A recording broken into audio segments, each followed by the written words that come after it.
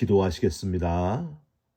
하나님 감사합니다. 오늘도 우리를 깨워주셔서 가장 첫 시간 주님 앞에 엎드리게 하시고 기도하고 찬송하고 말씀을 묵상하면서 하루를 출발하게 하신 것을 감사드립니다. 하루 종일 우리와 동행해 주시사 어디에서 무엇을 하든지 하나님의 영광을 드러내면서 살아가는 복된 하루가 되게 하여 주시옵소서. 우리 마음에 걱정, 근심, 염려가 있습니까? 다 떠나가게 하시고 하늘 위에서 내려오는 평화, 하나님이 주시는 평안과 기쁨으로 승리하는 복된 하루가 되게 하여 주시옵소서. 우리의 간절한 기도마다 응답하시고 역사해 주시기를 간절히 소망하며 우리 기도에 응답하시는 예수 그리스도의 이름으로 기도 올리옵나이다. 아멘. 오늘 우리가 함께 나누실 말씀은 누가복음 7장 18절부터 23절까지의 말씀입니다. 요한의 제자들이 이 모든 일을 그에게 알리니 요한이 그 제자 중 둘을 불러 주께 보내어 이르되 오실 그이가 당신이 오니이까 우리가 다른 일을 기다리오리이까 하라 하매 그들이 예수께 나아가 이르되 세례 요한이 우리를 보내어 당신께 여쭈어 보라고 하기를 오실 그이가 당신이 오니이까 우리가 다른 일을 기다리오리이까 하더이다 하니 마침 그때에 예수께서 질병과 고통과 및 앞귀 들린 자를 많이 고치시며 또 많은 맹인을 보게 하신지라. 예수께서 대답하여 이르시되 너희가 가서 보고 들은 것을 요한에게 알리되 맹인이 보며 못 걷는 사람이 걸으며 나병 환자가 깨끗함을 받으며 귀먹은 사람이 들으며 죽은 자가 살아나며 가난한 자에게 복음이 전파된다 하라. 누구든지 나로 말미암아 실족하지 아니하는 자는 복이 있도다 하시니라. 아멘. 오늘은 누가복음 7장 18절부터 23절까지의 말씀으로 오실 그이가 당신이 오니까 라는 제목의 말씀을 함께 나누고 기도하는 시간을 갖겠습니다. 여러분, 우리 인간의 모습을 곤충에 비유해서 표현했던 학자들이 몇 명이 있습니다. 그 중에서 영국의 철학자이며 정치가였던 프랜시스 베이컨은 1605년에 학문의 진보라는 책에서 인간을 거미와 개미, 꿀벌 세 가지 유형으로 나누어서 표현을 했습니다. 우선 거미는 자기 꽁무니에서 뽑아낸 거미줄로 그물을 쳐놓은 다음에 꼼짝 않고 기다리다가 걸려든 먹이를 먹어치우는데 자신의 이익을 더 확장하기 위해 유리한 길목에 그물을 쳐놓고 먹잇감을 잡아먹으며 사는 사람은 거미 같은 사람이다. 두 번째는 개미형 인간인데 개미는 밖으로 나가서 먹을 것을 수집해와서 저장한 뒤에 소비를 하는데 열심히 일을 하며 양식을 모으는 부지런하고 노력하는 사람은 개미 같은 사람이다. 거미만큼 다른 이에게 피해를 주지는 않지만 그저 내 것만 취하는 이기적으로 사는 개미형 인간이 또한 있다는 거예요. 세 번째, 꿀벌형 인간. 꿀벌은 꽃과 꽃가루를 변별해서 다른 비율로 침과 섞어가지고 꿀을 방부 처리하고 꽃가루는 꿀로 바꾼다고 하는 거예요. 여러분, 꿀벌은 절대 혼자 먹지는 않습니다.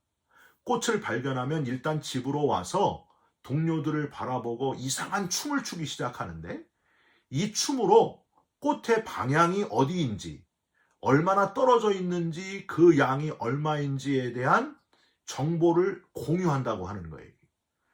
꽃에게, 그리고 자기 자신에게, 그리고 모든 동료들, 꿀을 먹는 모든 동물이나 모든 이에게 유익을 주는 곤충이 바로 꿀벌이다 하는 겁니다. 여러분, 저와 여러분은 지금 어떤 유형의 사람의 삶을 살고 있습니까? 거미같이 사는 사람입니까? 아니면 개미같이 살고 계십니까? 아니면 꿀벌 같은 유형의 삶을 살고 계십니까? 바라기는 다른 사람에게 피해를 주는 거미 같은 사람이나 그저 자기 자신만 위해서 사는 개미 같은 사람으로 살지 마시고 나와 관련된 모든 이들에게 유익을 주는 꿀벌과 같은 삶을 살아가시기를 주님의 이름으로 부탁드립니다. 오늘 본문은 헤롯이 동생의 아내 헤로디아를 취한 일을 강하게 지적하면서 진리를 외치다가 감옥에 가게 된 세례 요한이 두 명의 제자들을 예수님께 보내서 예수님이 정말 메시아이신지를 묻고 또 예수님께서 대답하시는 그런 이야기입니다. 대답하시는 예수님의 말씀 중에서 우리는 예수님이 누구신지, 그리고 우리가 어떤 유형의 인간으로 살아야 하는지를 예수님의 말씀에서 깨달을 수 있다고 하는 거예요. 오실 그이이신 우리 예수님, 그 예수님을 닮는 삶, 작은 예수의 삶을 살아가시는 저와 여러분들이 되시기를 주님의 이름으로 부탁드립니다. 그런데 우선 짚고 넘어가야 할 부분이 있는데요. 세례 요한이 감옥에 갇혀 있는 중에 왜 두 사람의 제자를 보내가지고 예수님이 정말 오실 메시아이신지를 물어본 이유가 과연 무엇 때문이었을까요? 여러분 왜 그랬을까요? 18절 세례 요한의 제자들이 이 모든 일을 그에게 알리니 에서 이 모든 일은요, 우리 주님께서 하시는 모든 일들, 공생의 기간 하셨던 모든 사역들을 의미합니다. 주님의 일거수일투족을 일일이 감옥에 있는 세례 요한에게 알려주는 제자들이 있었다고 하는 겁니다. 그런데 18절과 19절 사이에 어떤 세례 요한의 심정이 표현되어 있지는 않고요. 바로 19절에 세례 요한은 제자 2명을 불러 주님께 보내어 물어보게 합니다. 오실 그이가 당신이 오니까 우리가 다른 일을 기다리고 오리이까. 많은 학자들이 바로 이 부분을 세례 요한의 마음에 의심이 생겼다. 감옥 생활이 힘들어서 그랬는지 신앙이 약해져서 의심이 생긴 것이 분명하다. 이렇게 해석을 해요. 그래서 심지어 세례 요한은 잠시 유대의 다른 사람들처럼 예수님께서 로마의 압제를 물리치시고 헤롯과 같은 악한 세력을 제거하시고 이스라엘의 평화와 기쁨을 가져다 줄 정치적 메시아를 잠깐 기대하게 되었다. 이렇게 해석하는 분들이 있습니다. 그런데 여러분, 과연 세례 요한이 정말 의심의 마음이 생겨가지고 이렇게 제자들을 보내서 정치적 메시아를 바라는 마음으로 오실 그이가 당신입니까? 이렇게 물었다는 게 과연 맞을까요? 장로교 창시자 칼빈이나 제롬은 좀 다르게 해석을 하고 있습니다. 세례 요한이 의심이 생겨서 그런 게 아니고 세례 요한의 제자 중에 아주 극성 팬, 극성 세례 요한파 제자들이 있었는데 이들은 세례 요한을 아주 지나치게 너무 존경해서 마치 메시아처럼 여겼다. 그래서 예수님을 인정하지 않았기 때문에 세례 요한이 일부러 이 제자들을 직접 예수님께 가서 보고 예수님의 말씀을 듣고 오라고 보낸 것이다. 그래서 그들의 믿음을 굳건히 하기 위해서 이렇게 주님께 물으러 보낸 거다. 이렇게 해석을 합니다. 예수님은 분명히 기다리던 메시아임을 가서 직접 만나보고 확신을 가지라. 여러분 누구의 의견이 맞다고 생각하십니까? 세례 요한이 의심이 생겨서 그랬을까요? 아니면은 극성 세례 요한파들에게 진짜 메시아를 알려주기 위해서 이렇게 보낸 것일까요? 중요한 거는요, 세례 요한이 아니라 주인공 되시는 우리 예수님의 말씀에 집중할 필요가 있습니다.